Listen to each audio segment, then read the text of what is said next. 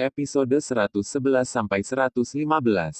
Ketika tuan keluarga Tang mendengar ini, dia buru-buru membawa anggota klan dan pengawalnya keluar dari bangsal dan menjaga pintu.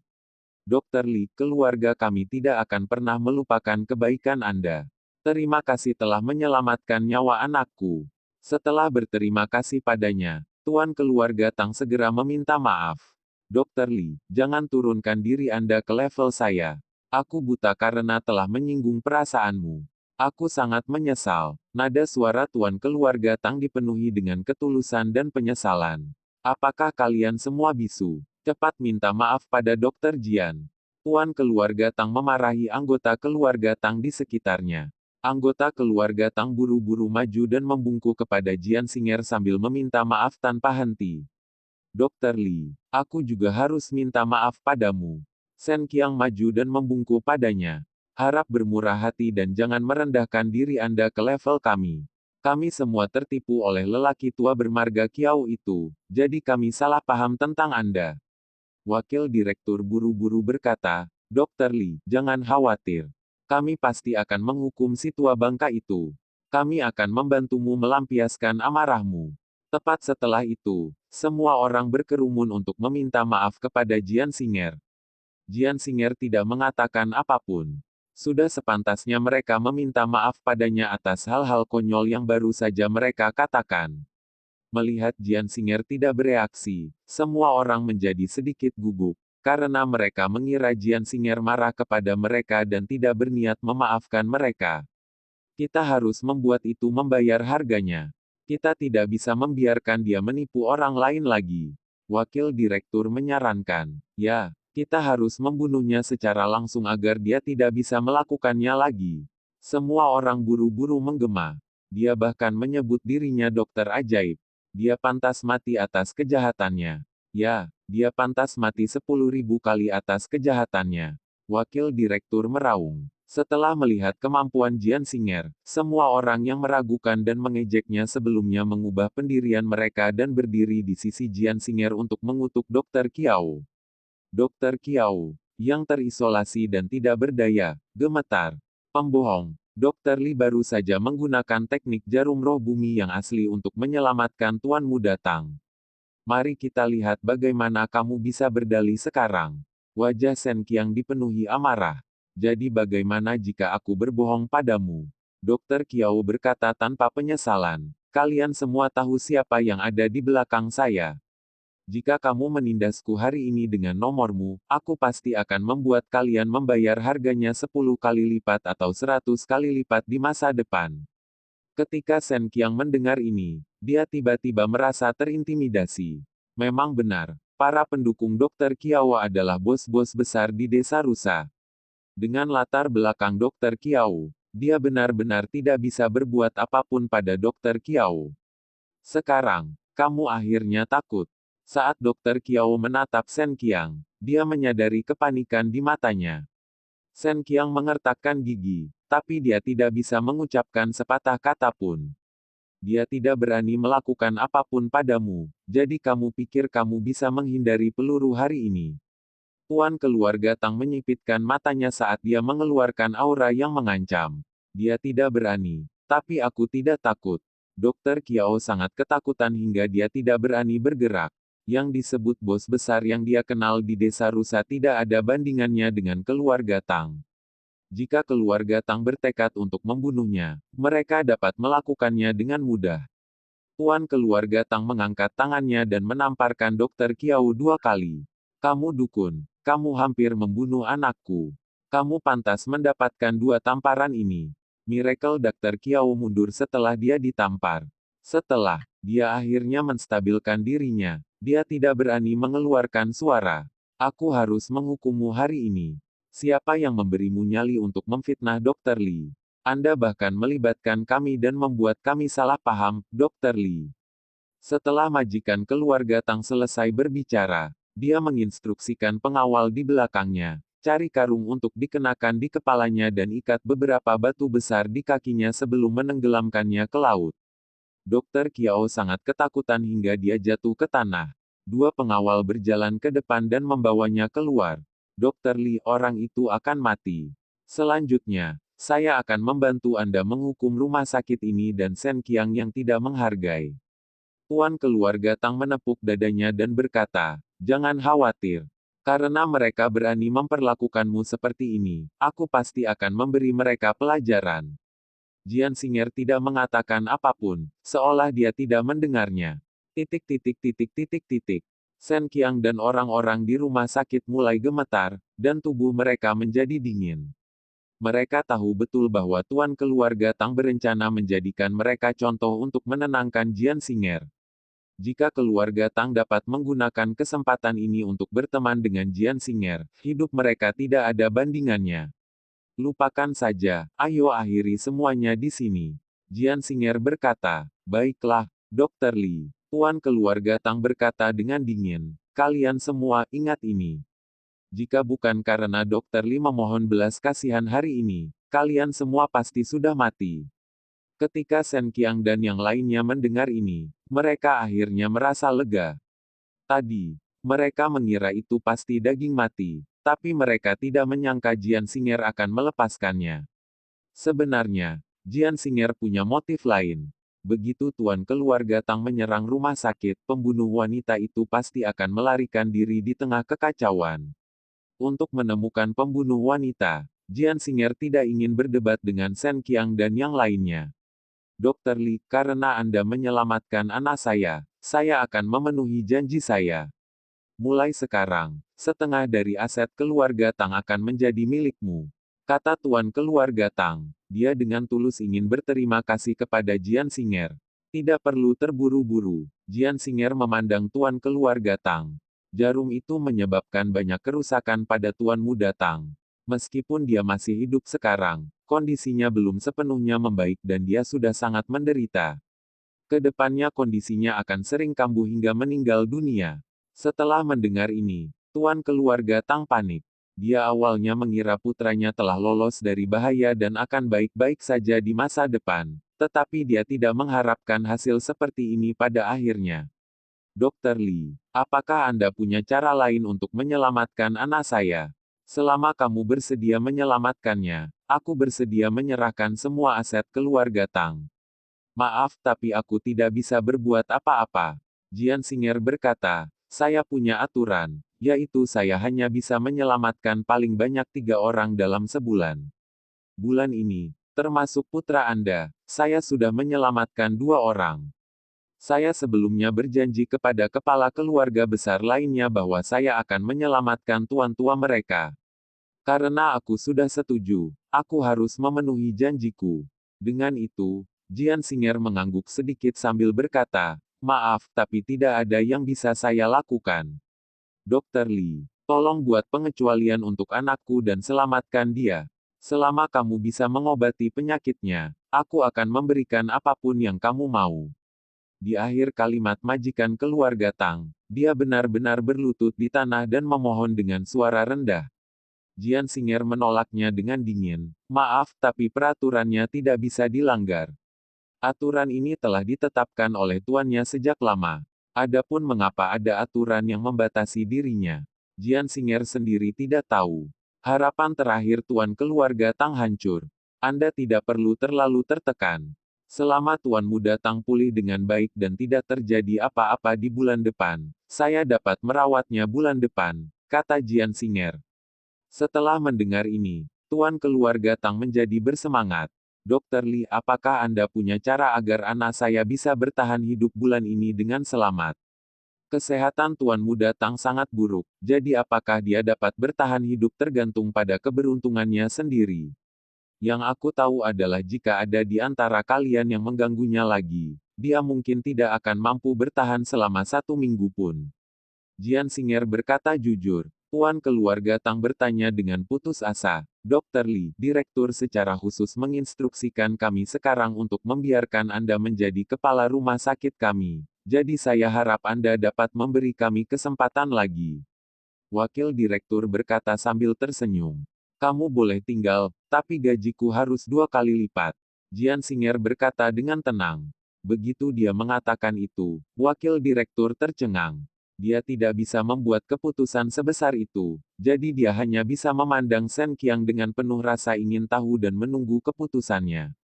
Jian Xing'er sengaja meminta harga selangit agar semua orang mengira dia menginap di rumah sakit karena rakus akan uang dan tidak punya motif lain. Lupakan saja, aku tidak akan memaksamu.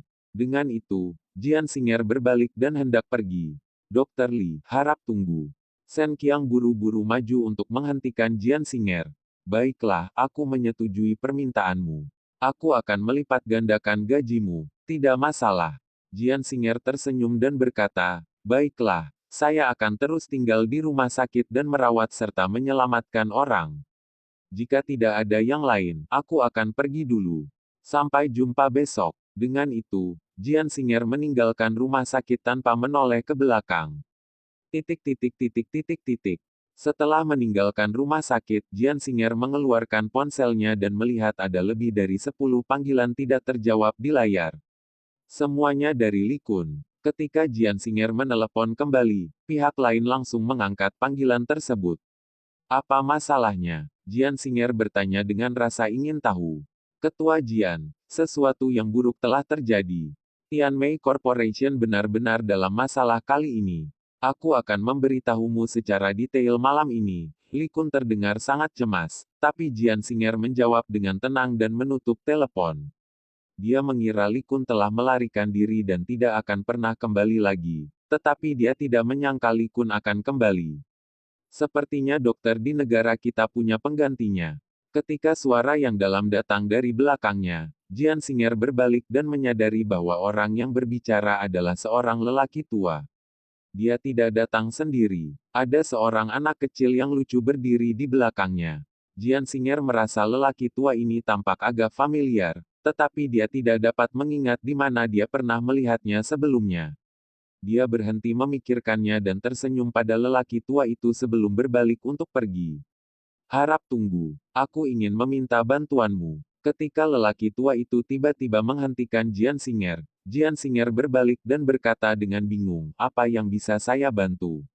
Orang tua itu menjelaskan kepada Jian Xing'er dengan ekspresi serius, saya ingin meminta Anda untuk mentraktir cucu saya.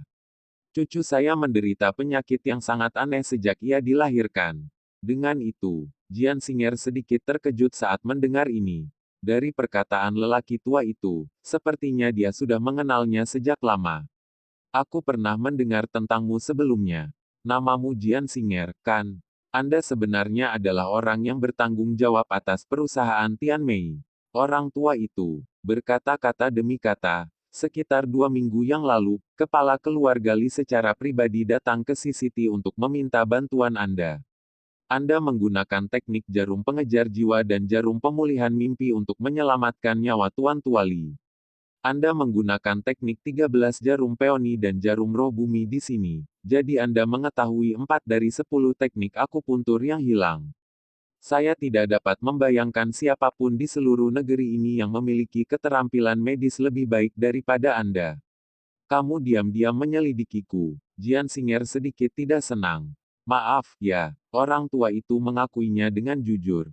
Sejak kamu menyelamatkan nyawa Tuan Tua Li, aku diam-diam menyelidikimu. Saya tahu ini tidak pantas, tapi mohon maafkan saya. Saya seorang lelaki tua yang menghargai anak saya lebih dari menghargai hidup saya sendiri. Saya hanya tidak ingin cucu saya menderita lagi. Lalu kamu juga mengetahui bahwa aku dulunya adalah menantu dari keluarga Hou, kan? Jian Xing'er bertanya. Tentu saja, tidak ada apapun di negara ini yang tidak dapat saya temukan. Orang tua itu tidak menyembunyikannya sama sekali. Jian Xing'er tidak bisa menahan cibiran dalam hati. Meskipun lelaki tua itu mengatakan bahwa dia menginginkan bantuannya, sikapnya sangat pantang menyerah dan dia tidak berniat menjilatnya. Identitas lelaki tua ini jelas tidak sederhana. Mengapa aku harus membantumu? Jian Xing'er bertanya. Berdasarkan fakta bahwa hanya saya yang dapat membantu Anda menyelamatkan perusahaan Tianmei dari Liu Xiaohong, apakah itu cukup? Orang tua itu menambahkan, saya satu-satunya orang yang bisa menyelamatkanmu dari Liu Xiaohong. Anda sendiri tidak memiliki kekuatan seperti itu. Ketika Jian Xing'er mendengar ini, dia tidak bisa menahan cibiran. Dia tidak peduli apakah lelaki tua ini percaya diri atau sombong, tetapi dari kata-katanya, dia jelas meremehkannya. Baginya, Liu Xiaohong bahkan lebih remeh daripada seekor semut. Jika dia bahkan tidak bisa berurusan dengan Liu Xiaohong, dia sebaiknya berkemas dan kembali ke pedesaan untuk bertani. Tianmei Corporation tidak membutuhkan Anda untuk menyelamatkan kami, kata Jian Xing'er terus terang. Sikap lelaki tua itu membuatnya sedikit tidak senang. Dia telah meminta bantuannya terlebih dahulu, tetapi dia harus bertindak seolah-olah dia sedang memberikan amal padanya. Orang tua itu tidak menyangka Jian Xing'er akan memberinya jawaban seperti itu, jadi dia sedikit terkejut. Namun, dia segera menyadari bahwa Jian Xing'er memiliki sikap ini karena dia punya cara untuk menghadapi Liu Xiaohong. Dia tidak terkejut. Keterampilan medis Jian Xing'er sangat bagus, jadi pasti ada banyak orang yang ingin menyenangkannya. Jika dia ingin berurusan dengan Liu Xiaohong, dia mungkin tidak perlu melakukannya sendiri. Dia telah meremehkan Jian Xing'er. Jika tidak ada yang lain, aku akan pergi dulu. Dengan itu, Jian Xing'er pergi tanpa menoleh ke belakang. Orang tua itu menatap ke belakang Jian Xing'er saat dia melangkah pergi, dan alisnya berkerut erat. Setelah Jian Xing'er berjalan jauh, dia tiba-tiba teringat bahwa lelaki tua ini adalah ketua kamar dagang Provinsi Iblis, Bai Hao. Dialah yang membeli 5 botol parfum yang terakhir kali dikirim ke pelelangan. Jian Xing'er sedikit mengangkat alisnya. Bai Hao sangat berkuasa di dunia bisnis. Dia hampir bisa dianggap sebagai kaisar setempat dan biasanya, orang lain sangat ingin menjilatnya.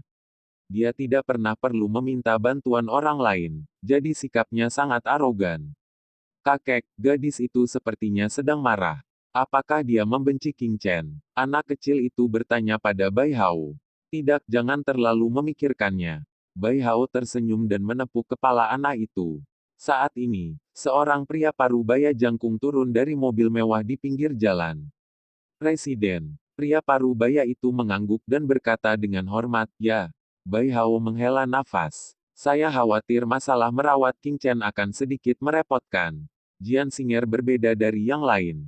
Dia pemarah. Pria parubaya itu tampak tidak berdaya, tetapi dia tidak berani berbicara. Kepada siapa kamu menunjukkan ekspresi pahitmu? Sedikit ketidaksenangan melintas di wajah Bai Hao. Presiden, saya tidak tahu apakah saya harus mengatakan ini, kata pria parubaya itu dengan hati-hati. Berbicara, jangan sembunyikan itu, kata Bai Hao. Tuan, Jian Xing'er adalah dokter ajaib yang terkenal, jadi pasti ada banyak bangsawan yang biasanya memintanya untuk merawat dan menyelamatkan orang. Jika Anda ingin dia merawat tuan muda, Anda harus lebih berhati-hati. Setelah pria parubaya itu selesai berbicara, dia menambahkan, kamu biasanya maha kuasa di kamar dagang, jadi bangsawan manapun harus menunjukkan rasa hormat padamu. Namun, masalah ini menyangkut kehidupan tuan muda. Kami meminta bantuan, jadi tentu saja kami harus rendah hati. Ketika Bai Hao mendengar ini, dia akhirnya mengerti mengapa Jian Xing'er menolaknya tanpa ragu-ragu. Presiden, kenapa saya tidak berbicara dengan Guru Jian? Saya dapat mewakili Anda dan menunjukkan sikap hormat kepadanya, namun Anda tidak harus tampil secara pribadi. Jika dia benar-benar tidak mau membantu, belum terlambat bagimu untuk muncul, saran pria parubaya itu. Baiklah, ayo lakukan itu. Bai Hao mengangguk. Jian Xing'er meninggalkan rumah sakit dan kembali ke Central Residence. Ketika Sang Guanding melihatnya kembali, dia meletakkan koran di tangannya, mengambil segelas anggur, dan menyesap anggur merah. Dia berkata dengan senyuman ambigu, sepertinya saya benar-benar buta. Seorang dokter dewa hebat yang menguasai 4 dari 10 teknik akupuntur yang hilang di dunia ada di sisiku, tapi aku baru menyadarinya sekarang. Kamu mengirim seseorang untuk mengikutiku lagi. Jian Xing'er mengerutkan kening dan berkata, kali ini, bukan untuk mengikutiku, tapi untuk melindungimu. Sang Guanding berkata, Presiden Kamar Dagang Provinsi Iblis, Bai Hao, menyuruh bawahannya mengikutimu. Aku takut dia akan melakukan sesuatu padamu, jadi aku mengirim seseorang untuk melindungimu secara rahasia. Jian Xing'er tidak bisa berkata-kata. Ini jelas-jelas merupakan alasan Sang Guanding, namun ia membuatnya terdengar begitu bermartabat. Jika dia marah, dia akan terlihat tidak menghargai. Dia tahu kemampuannya sendiri, jadi tidak ada yang bisa melakukan apapun padanya. Ayahku sangat menyukaimu dan ingin kamu menjadi menantunya. Jika sesuatu terjadi padamu, aku tidak akan bisa menjawabnya. Senyuman licik muncul di wajah Sang Guanding saat dia menggoda Jian Singer lagi, tapi Jian Singer tidak bisa mengganggunya. Dia berdiri dan berjalan ke halaman belakang. Jian Singer berencana mengembangkan parfum lainnya. Respon terhadap parfum terakhir kali tidak buruk, jadi dia ingin membuat lebih banyak saat dia tidak sibuk sekarang. Awasi Shen Qiang. Dia tidak sesederhana kelihatannya. Sang Guanding mengikuti di belakang Jian Singer dan berkata, "Kamu menyelidikinya." Jian Singer berbalik dan bertanya, "Ya." Sang Guanding mengakuinya secara langsung. "Kamu bekerja untuknya, jadi tentu saja aku harus menyelidikinya agar dia tidak melakukan trik kotor apapun." Apa latar belakang Shen Qiang? Jian Singer bertanya dengan acuh tak acuh. Dia adalah tuan muda dari keluarga Shen. Perusahaan farmasi keluarga Shen adalah bisnis keluarganya. Sang Guanding mengucapkan kata demi kata. Namun, dia adalah anak tidak sah dari kepala keluarga Shen. Oleh karena itu, anggota keluarga Shen tidak menyukainya, tapi jangan meremehkannya. Dia bertingkah seolah dia tidak peduli dengan kekayaan dan kekuasaan di depan keluarganya, tapi dia diam-diam mengembangkan faksinya di belakang keluarga Shen. Jian Singer sedikit mengernyit. Tampaknya Shen Qiang tidak mudah untuk dihadapi. Namun, dia tidak tertarik dengan masalah Shen Qiang. Dia bekerja di bawah Shen Qiang untuk mencari tahu siapa pembunuhnya. Segala sesuatu yang lain tidak ada hubungannya dengan dia. Mungkinkah Shen Qiang yang menjadi pembunuh itu? Sopir itu mungkin berbohong kepada kita. Sebuah tebakan terlintas di benak Jian Singer. Mungkin, tapi mungkin juga tidak. Sulit untuk mengatakannya untuk saat ini, kata Sang Guanding. Apa maksudmu? Organisasi pembunuh yang Anda cari adalah organisasi yang sangat berbeda, kata Sang Guanding. Ada aturan tidak tertulis dalam organisasi pembunuh ini. Selama pembunuh dalam organisasi ingin pensiun, mereka harus secara pribadi membina seorang pembunuh yang memenuhi syarat untuk mengambil alih posisi mereka. Oleh karena itu, siapapun bisa menjadi pembunuh organisasi ini. Mungkin kita punya satu di sekitar kita. Dengan itu, Sang Guanding melanjutkan, Anda telah mencari selama bertahun-tahun, tetapi Anda belum menemukan petunjuk apapun tentang organisasi tersebut. Inilah alasannya mengapa hal itu tampak begitu misterius. Titik titik titik titik titik. Jian Singer menarik napas dalam-dalam. Ini seperti yang dia duga. Ketika dia menangkap sopir taksi saat itu, dia memiliki tebakan yang samar-samar. Karena bahkan seorang sopir taksi adalah anggota organisasi ini, mungkin ada banyak pembunuh yang mengintai di sekitarnya. Jian Singer berencana untuk mulai menyelidiki dari Shen Qiang. Setelah menghabiskan waktu bertahun-tahun, masalah ini tidak dapat ditunda lagi. Sekarang, di mata Shen Qiang, dia adalah sapi perah, jadi ini adalah waktu terbaik untuk menyelidikinya. Di malam hari, Li Kun datang. Ketua Jian, perusahaan yang telah bekerja sama dengan Tianmei Corporation selama beberapa hari terakhir telah membatalkan kerjasama mereka satu demi satu. Li Kun sangat khawatir. Sejauh ini baru satu mitra yang belum membatalkan kerjasamanya. Jian Singer sedikit terkejut. Dia berpikir bahwa semua perusahaan akan mengakhiri kerjasama mereka dengan Tianmei Corporation sebelum Liu Xiaohong menyelidiki Tianmei Corporation untuk melindungi diri mereka sendiri. Dia tidak menyangka akan ada perusahaan yang tidak meninggalkan Tianmei Corporation. Jarang sekali. Setelah badai berlalu, perlakukan perusahaan ini dengan baik. Mereka memilih Tianmei saat ini karena mereka paling mempercayai kami. Kita tidak bisa mengecewakan mereka. Kata Jian Singer. Mengerti, Ketua Jian. Li Kun mengangguk. Minta Sun Yue untuk mencari penanggung jawab perusahaan ini dan menandatangani kontrak kerjasama permanen untuk membantu perusahaannya berkembang di masa depan. Tianmei mungkin bisa menggunakannya di masa depan. Perintah Jian Singer. Mengerti. Li Kun segera menyetujuinya. Ngomong-ngomong, perusahaan mana itu? Jian Singer bertanya lagi. Aku tidak yakin. Tapi Sun Yue memberitahuku, kata Li Kun jujur. Jian Xing'er tidak melanjutkan masalah ini lebih jauh. Dia akan menyerahkan masalah ini pada Sun Yue. Dengan kemampuan Sun Yue, dia sangat nyaman. Yang perlu dia lakukan sekarang adalah mencari pembunuh itu. Bantu aku melakukan sesuatu, kata Jian Xing'er pada Li Kun. Li Kun setuju tanpa ragu-ragu. Katakan saja, saya pasti akan melakukan yang terbaik. Temukan kesempatan untuk menguji keterampilan tempur Shen Qiang. Jian Xing'er tersenyum dan berkata, saya akan mengajari Anda beberapa gerakan lagi jika Anda menanganinya dengan baik. Li Kun hanya belajar sedikit tentang teknik pertarungan sederhana darinya. Dia masih memiliki banyak gerakan yang belum dia ajarkan padanya. Ketika Li Kun mendengar ini, dia langsung tertarik. Dia secara pribadi telah melihat betapa kuatnya teknik pertarungan sederhana itu, jadi dia sangat senang mendengar bahwa Jian Xing'er bersedia mengajarinya beberapa gerakan lagi. Keesokan paginya, Jian Xing'er bangun sebelum jam 7. Setelah mandi dan sarapan, Jian Xing'er langsung pergi ke rumah sakit kedua si Siti.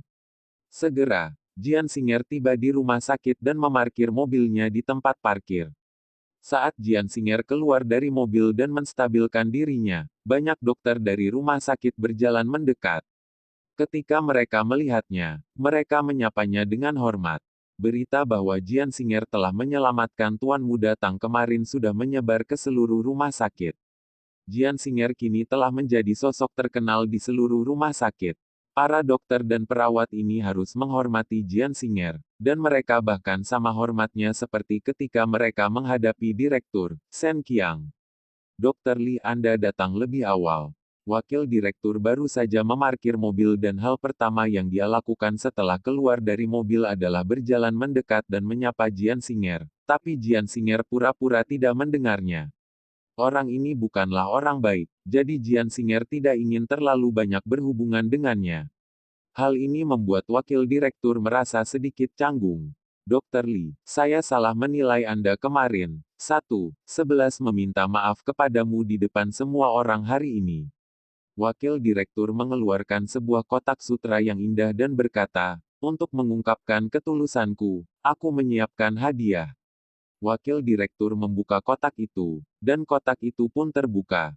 Yang ada di dalamnya adalah jam tangan Richard Mille berwarna putih dengan pelat jam yang dikelilingi berlian yang mempesona. Jam tangan itu setidaknya harus berharga 1 juta. Untuk menyenangkan Jian Xing'er, wakil direktur hanya bisa berusaha sekuat tenaga. Ketika staf medis di sekitarnya melihat jam tangan ini, perasaan mereka campur aduk. Wakil direktur sangat bermurah hati memberikan jam tangan mahal kepada Dokter Li. Ya Tuhan, dia memberinya gaji 10 tahun dalam sekejap mata. Wakil direktur sangat tulus. Sepertinya wakil direktur sangat menghormati Dokter Li. Namun, ada juga pendapat berbeda. Wakil direktur biasanya hanya memberi beberapa ribu yuan untuk upah lembur. Tapi sekarang giliran dia menjilat orang lain. Dia sangat murah hati. Pelankan suaramu. Jangan biarkan wakil direktur mendengarmu. Namun, ini juga membuktikan bahwa Dokter Li memang mumpuni. Dia orang pertama yang membuat wakil direktur berusaha sekuat tenaga. Kapan aku akan mendapatkan perlakuan sebaik ini? Jangan pernah memikirkannya. Itu tidak mungkin bagi kami.